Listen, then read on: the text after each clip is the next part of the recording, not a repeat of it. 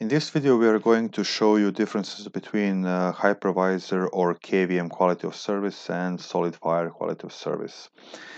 We have one VM and its root volume, obviously, and we can observe it's running on NFS. If we go back to the hypervisor with which dump.xml, we will show you there is so-called IOTune section, which is basically imposing IO limits on this volume. Inside the VM, we have one volume. Now I'm going to basically go and attach three data volumes which I have previously created. This is one NFS volume. Let's attach it to the correct VM. Then we have one CEPH volume and eventually we have one SolidFire volume which we're going to attach, and then we are going to show you basically that for these three hot plugged volumes, because we actually attach them to the running VM. Let's check it. The quality of service is actually missing.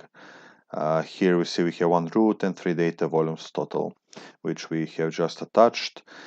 So back to the VM, if we do the same command, we see we have three more drives or volumes which are hot plugged. And on the hypervisor, if we repeat the same dump.xml command, we still have IOTune parameters on root volume, but it's missing on three data volume, out of which the last volume is SolidFire volume, and it's missing by design. So basically we are going to now stop the VM and then start it, and we will show you how quality of service is actually in place. This is SolidFire GUI.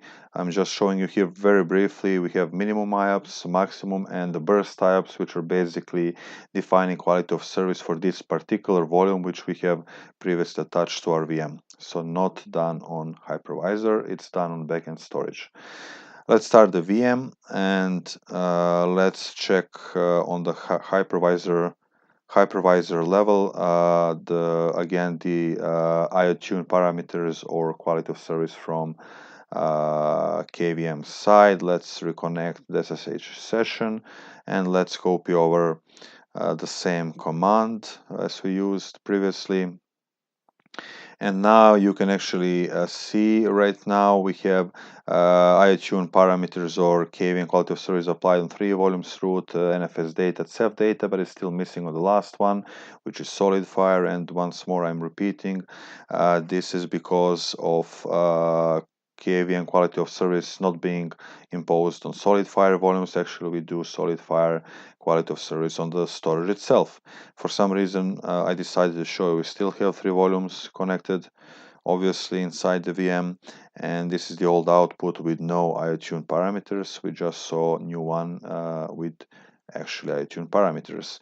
If you go to the service offering and more specifically to the disk offering, let's just quickly explain how we define different quality of services here, hypervisor versus storage one. We have name, description, and size in gigabytes and other usual values. We can choose over here. If we choose hypervisor as the quality of service type, we can define read and write rate in either bytes per second or IO per second.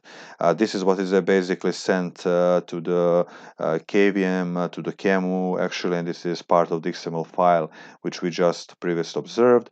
But if we choose storage quality of service type, we have here two values, minimum and maximum IOPS, and these two values are basically passed via SolidFire plugin to the SolidFire backend storage, and it's configured over there on SolidFire.